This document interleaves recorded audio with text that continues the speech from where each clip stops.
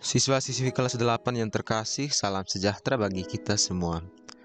Kali ini kita akan masuk pada bab yang baru tentang Yesus mewartakan kerajaan Allah. Dengan materinya yang pertama ialah kerajaan Allah sebagai pokok pewartaan Yesus. Terlebih dahulu kita melihat kompetensi dasar. Yang pertama, memahami tugas Yesus Kristus mewartakan kerajaan Allah melalui sabda dan tindakan.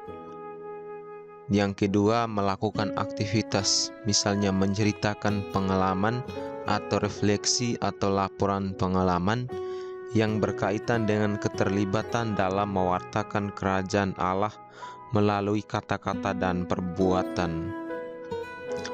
Adapun indikator yang pertama menjelaskan pengertian kerajaan Allah. Kedua, menjelaskan paham kerajaan Allah pada masa Yesus. Ketiga, menjelaskan pandangan Yesus tentang kerajaan Allah. Keempat, membandingkan paham kerajaan Allah menurut harapan bangsa Israel dengan paham menurut Yesus. Kelima, menjelaskan bahwa Yesus datang untuk mewartakan kerajaan Allah. Dan yang terakhir, membuat refleksi tertulis tentang makna kerajaan Allah bagi dirinya. Pada zaman Yesus, orang Israel dijajah oleh bangsa Romawi. Penderitaan akibat penjajahan membangkitkan kerinduan akan hadirnya Sang Mesias. Kehadiran Yesus saat itu menghidupkan kembali harapan mereka untuk tegaknya kerajaan Allah, sama seperti dilakukan para nabi. Orang Israel sangat mengharapkan tegaknya kerajaan Allah di tengah mereka. Namun demikian, karena pada waktu itu terdiri atas beberapa kelompok atau golongan, hal ini menjadikan pemahaman mereka akan kerajaan Allah menjadi berbeda-beda sesuai dengan perbedaan golongan atau kelompok tersebut. Kita melihat paham kerajaan Allah dalam masyarakat Yahudi. Yang pertama, paham kerajaan Allah yang bersifat politis. Politis sama artinya dengan politik. Paham kerajaan Allah yang bersifat politis itu memandang bahwa kerajaan Allah yang damai dan sejahtera hanya akan terwujud bila Allah tampil sebagai tokoh politik yang dengan gagah berani memimpin bangsa Israel melawan penjajahan Romawi dan para penindas rakyat. Dan ini yang lebih dikenal sebagai Mesias politik. Bila kalian membaca keempat Injil, akan ditemukan ketika masyarakat datang hendak membawa Yesus untuk menjadi pemimpin mereka, namun Yesus memilih untuk mengundurkan diri karena Mesias yang dibawa oleh Yesus itu berbeda dengan Mesias yang diharapkan oleh para masyarakat Yahudi saat itu. Kedua, paham kerajaan Allah yang berciri apokaliptis. Dalam pandangan ini mereka berpandangan bahwa kerajaan Allah akan tercapai bila Allah akan mengguncangkan kekuatan-kekuatan langit dan bumi. Pada saat itulah Allah akan membangkitkan suatu dunia baru. Mereka menganggap penderitaan yang dialami bukan akhir dari segalanya. Kelak pada akhir zaman, Allah akan menegakkan kerajaannya dan membebaskan manusia dari segala penderitaan. Yang ketiga, pandangan kerajaan Allah yang berciri yuridis religius. Pandangan ini dianut oleh para tokoh-tokoh agama seperti ahli Taurat dan para imam. Dalam pandangan ini mereka beranggapan bahwa hukum Taurat sebagai wujud kekuasaan Allah yang mengatur manusia. Orang yang taat hukum Taurat sudah menjadi warga kerajaan Allah. Sebaliknya, jika tidak melakukan hukum Taurat, mereka tidak akan mendapat bagian dalam kerajaan Allah. Mesias menjadi tokoh agama yang mampu menegakkan hukum Taurat.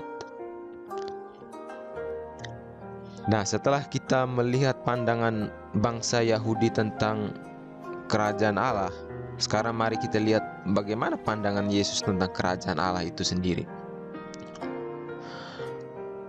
Bagi Yesus, kedatangan kerajaan Allah mendesak karena kemalangan manusia hampir tidak tertahan lagi. Maka belas kasihan dan kerahiman Allah juga tidak akan tertunda lagi. Bagi Yohanes, kemalangan zaman ini berarti hukuman dari Allah. Namun bagi Yesus ini menjadi ajakan untuk bertobat. Kemalangan menjadi tanda kedatangan Allah yang Maha Rahim. Pewartaan kerajaan Allah adalah pewartaan kerahiman Allah dan karena itu merupakan warta pengharapan.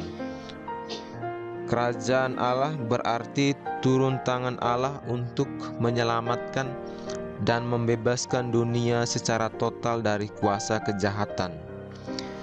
Kata kerajaan Allah bukan berarti daerah kekuasaan Allah. Seperti yang kita ketahui ada wilayah kekuasaan kerajaan Majapahit, Sriwijaya, kerajaan Samudra Pasai, dan kerajaan-kerajaan lain. Melainkan Allah sendiri yang tampil sebagai raja dalam kemuliaan dan keperkasaan, bukan untuk menghukum, melainkan untuk menyelamatkan dan memberi perlindungan. Kata kerajaan ini bukan dimengerti sebagai wilayah kekuasaan, tetapi lebih dipandang sebagai karya Allah untuk membebaskan manusia dari segala kejahatan yang menindas. Kita akan mendalami kitab suci dari Matius bab 6 25 sampai 34 dan yang kedua dari Lukas bab 4 ayat 16 sampai 32. Kita akan membacanya terlebih dahulu Matius bab 6 ayat 25 sampai 34 dari Alkitab elektronik. Karena itu aku berkata kepadamu, jangan khawatir akan hidupmu, akan apa yang hendak kamu makan atau minum, dan janganlah khawatir pula akan tubuhmu, apa yang hendak kamu pakai.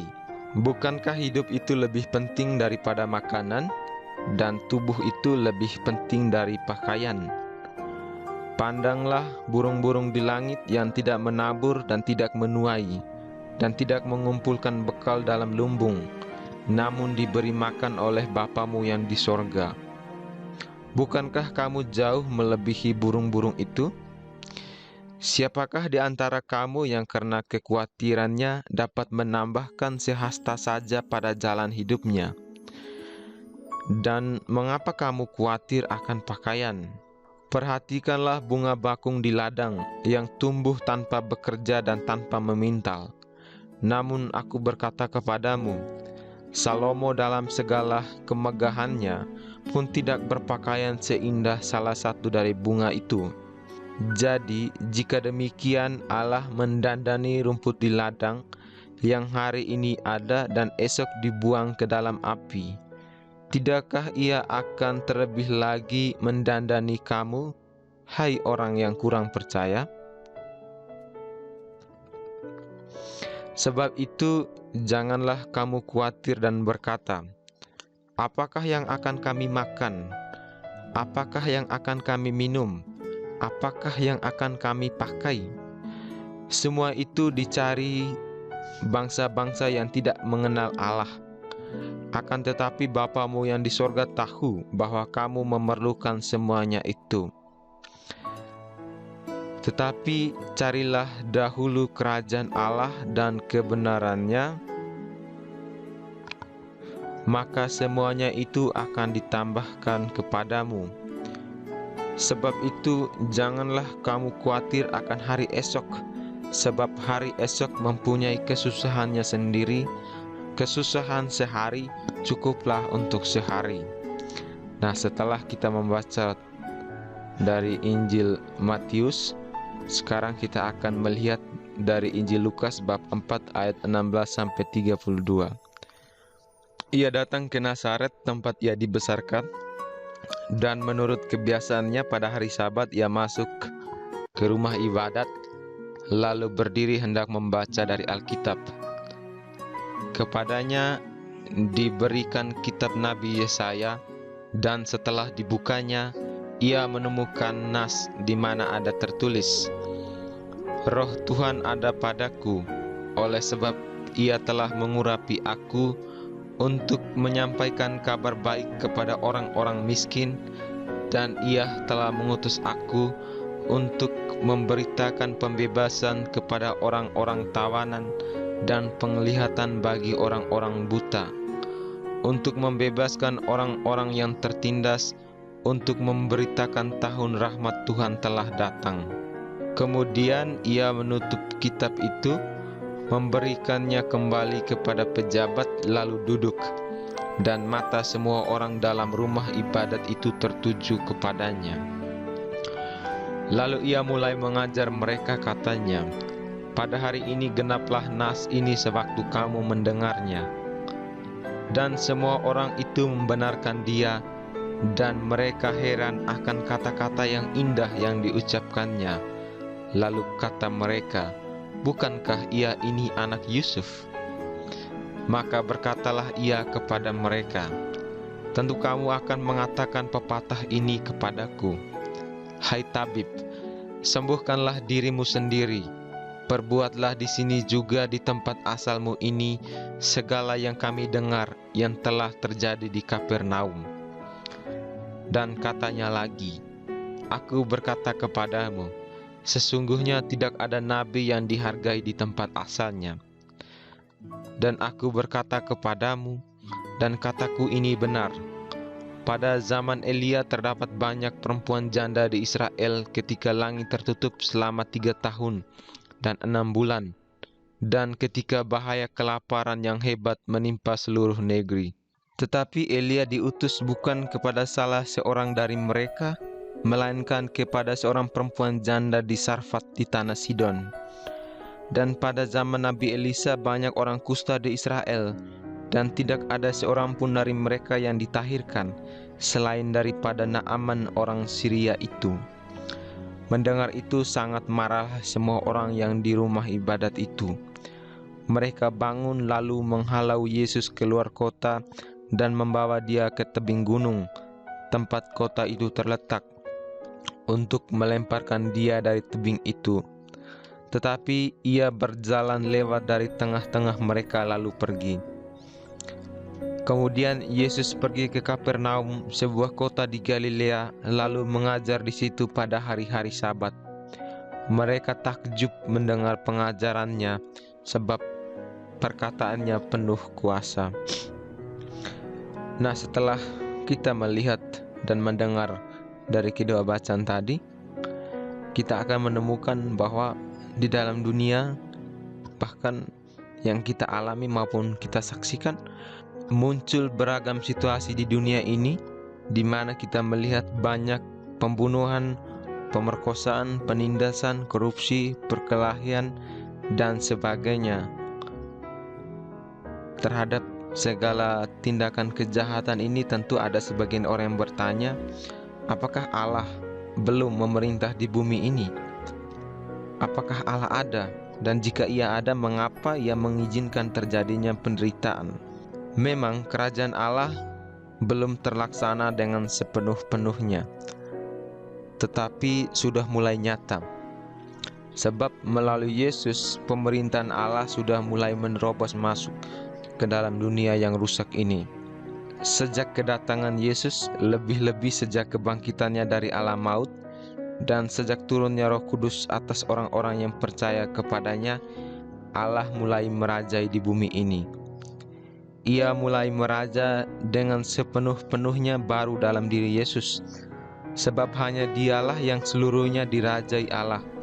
Tetapi mulai dari Yesus, pemerintahan Allah semakin meluas, sebab setiap langkah yang diambil oleh Yesus kini melalui gerejanya menawarkan keselamatan kepada mereka yang dijumpainya. Nah, sekarang terakhir, evaluasi. Ada 4 soal yang harus dikerjakan oleh kalian semua. Yang pertama, apa pesan yang disampaikan dalam kutipan tersebut dari kedua kutipan tadi? Yang kedua, bandingkan kerajaan Allah yang dipahami oleh bangsa Israel dengan kerajaan Allah yang diwartakan oleh Yesus. Ketiga, apakah situasi dunia sekarang ini sudah menggambarkan datangnya kerajaan Allah? Mengapa? 4. Apa yang harus kita lakukan untuk menjadi warga kerajaan Allah? Semoga dengan pembelajaran ini, dengan materi tentang kerajaan Allah sebagai pokok pewartaan Yesus, kita semua semakin berusaha dalam sikap, perkataan, dan tindakan kita agar selalu menampilkan hal-hal yang berkehendak baik bagi sesama, sehingga sesama kita dapat merasakan kerajaan Allah melalui pribadi kita. Materi kita telah selesai. Sampai jumpa di materi-materi selanjutnya. Tuhan Yesus memberkati kita semua.